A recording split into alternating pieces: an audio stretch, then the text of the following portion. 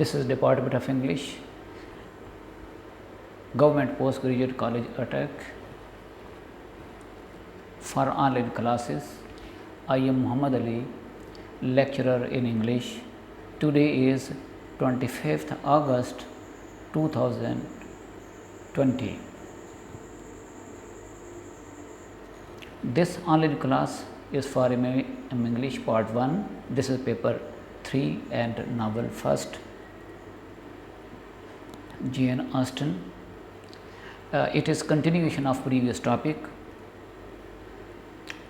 Let us discuss the trends and movements and the background of Jane Austen's age. I am going to discuss social background.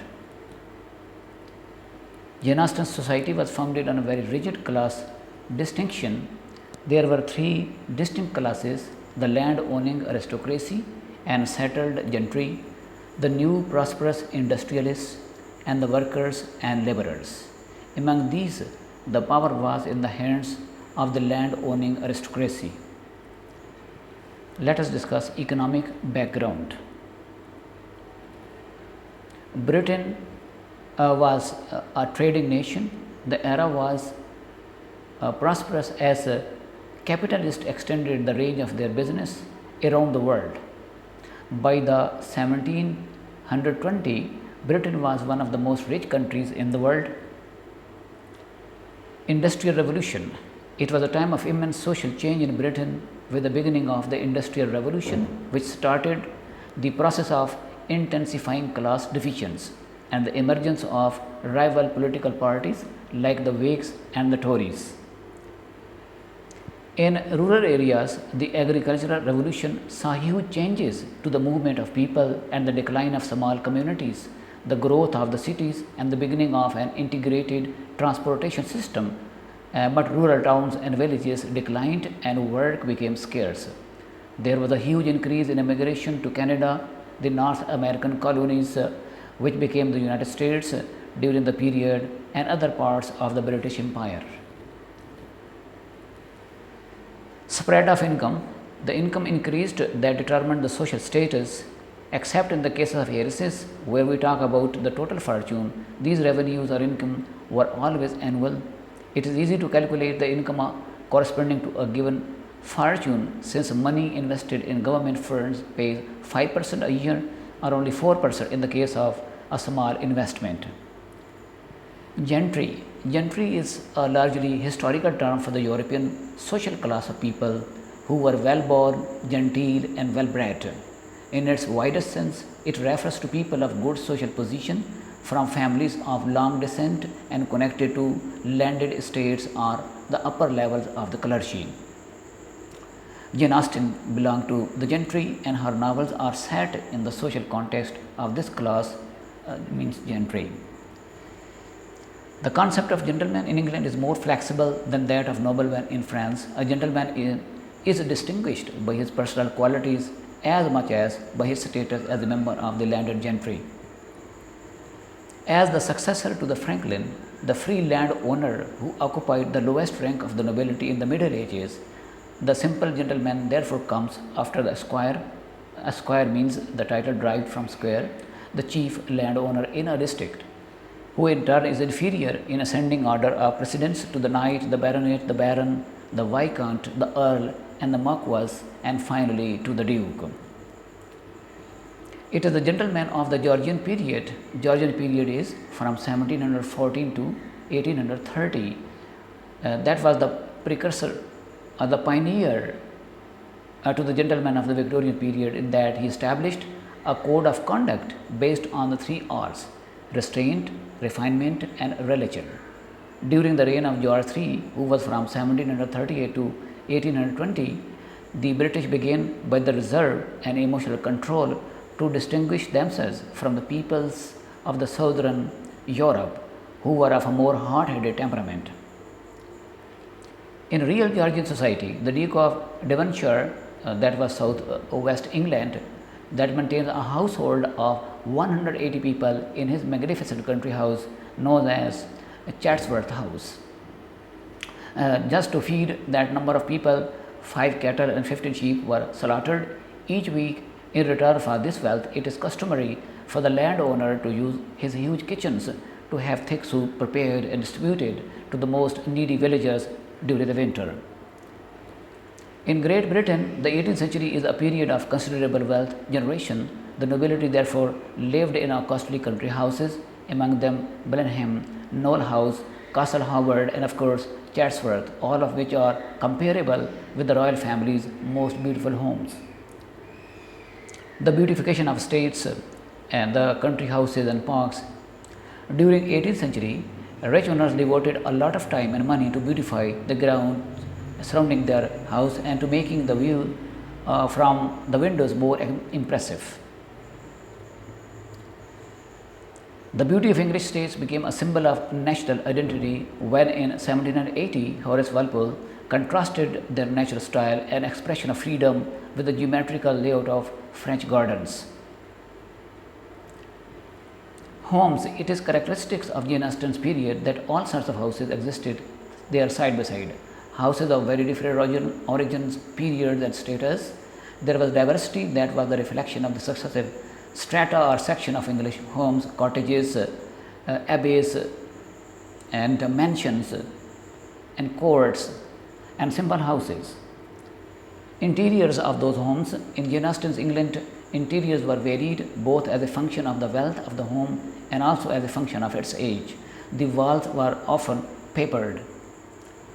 Meals and food. In Jane Austen's time, meals were eaten late. Breakfast was never eaten before 10 o'clock, leaving time for various activities before this first meal.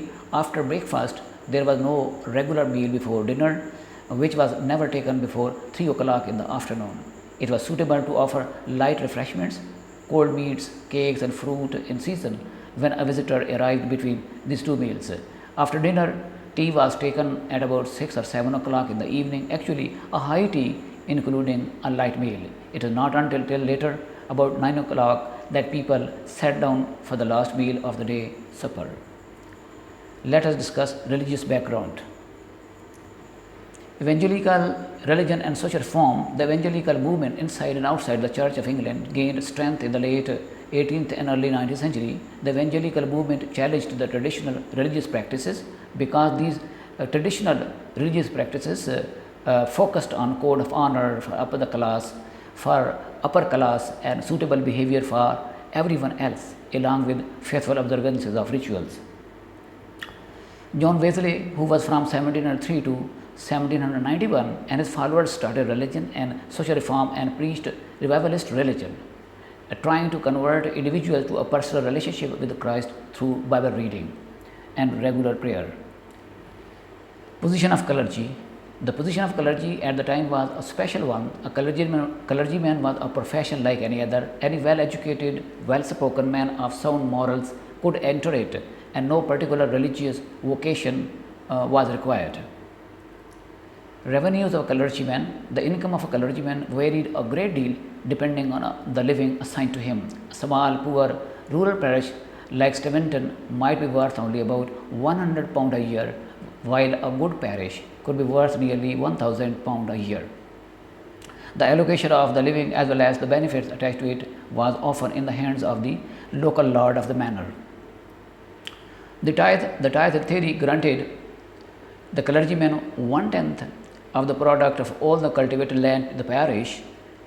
It constituted a sort of tax which had existed in England since the 9th century, with the clergyman himself as the tax collector. Legally, the beneficiary of the tithe was the rector and not the clergyman, because only small part was allocated to him. The glebe was a parcel of land donated to the church, often in the distant past, whose products were designated for the serving clergy of the corresponding parish. They necessarily made the clergyman into a farmer, a job that took up a large part of his time. Let us discuss condition of women. There was slow progress in the education of girls. In Jane Austen's time, girls' boarding schools already existed, even if for the aristocracy, a governess was the normal choice for the education of the girls in the family. Women's employment. There was absence of suitable employment for women from good families except a job of a governess or school mistress.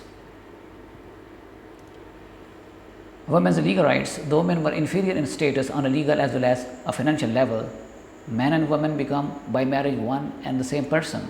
As long as the marriage laws, the woman's legal existence is viewed as suspended, and all her actions are done under her husband's cover. A man could not donate any piece of property nor enter into any agreement with her, as her separate legal existence would be required for such deeds. On the other hand, he could bequeath property to his wife by will, since his wife's coverture or protective would cease with his death. A woman who had been wronged either herself or through her property could not sue or take legal action whoever had wronged her without the agreement and legal involvement of her husband. The accomplishment of women and the role. An accomplished woman who drew the admiration of men by her accomplishments had to master so many things. For example, the thorough knowledge of music or singing, drawing, dancing, the knowledge of modern languages, and the manner of walking, etc. Other roles of women. A woman in the Georgian period, women must have children. Jane Austen had more than 30 nieces and 11 nephews. Fashions among women of that time, by the 1780s, the fashion was replaced by an hairstyle consisted of a long curls hanging loose that could occasionally be powdered for greater formality. Muslin dresses were worn with petticoats. The precursors of the Romantic movement from 1747 to 1798. The precursors and their period 1747 to 1798 in the history of English literature belongs to the precursors or pioneers of the Romantic movement. We can see numerous cracks in the classical structure through which seems to be peeping the multicolored light of Romanticism. In the later years of the 18th century, a large number of new influences were at work in English sensibility and temper. The change signalized a change in the field of poetry and, in fact, literature as a whole. The younger poets started breaking away from the school of Dryden and Alexander Pope. Let us discuss the Romantic age, that was from 1798 to 1824. Romanticism was a literary movement that began to emerge during the end of the 18th century, writing during a time when the general paradigm or pattern was changing from Enlightenment or reason ideals to those of Romanticism. However, Jane Austen's fiction is often discussed as exhibiting and showing aspects of both movements. The period starts from 1798 with the publication of the lyrical ballads by Wordsworth and Coleridge, and the famous preface which Wordsworth wrote as a manifesto or policy of the new form of poetry. The Romantic period is sometimes called the age of revolutions too. For example, the American Revolution of 1776 and the spirit of liberty, equality and fraternity of the French Revolution that took place in 1789 that made it a time of hope and change. There is a revolt against the classical school or classicism as well in literature. The novel in the age of Jane Austen. Tobias Smollett, who was from 1721 to 1771, and Laura Stern failed to maintain the artistic excellence which novel had attained in the hands of Fielding and Richardson's, means in 18th century, and the process of decay or decline that had started with them could not be stamped till Jane Austen and Walter Scott appeared on the scene. The most popular kind of novel when Jane Austen started writing was the Gothic romance popularized by Horace Walpole, who was from 1770 to 1797, who wrote Castle of Otranto in 1764 and Miss Clara Reeve, Old English Baron, in 1777. On the other hand, Mrs. Anne Radcliffe, who was from 1764 to 1823, wrote The Mysteries of Udolpho and Matthew Gregory Lewis, The Monk, in 1795. The novel of sentiment was very popular, which drew on many of the conventions of the Gothic romance, but it emphasized emotional and pathetic situations instead of horror and suspense. For example, Henry Mackenzie's The Man of Feeling, and that was composed in 1771, and Fanny Burney's novel Evelina that was composed in 1778 are sentimental novels. Thank you very much.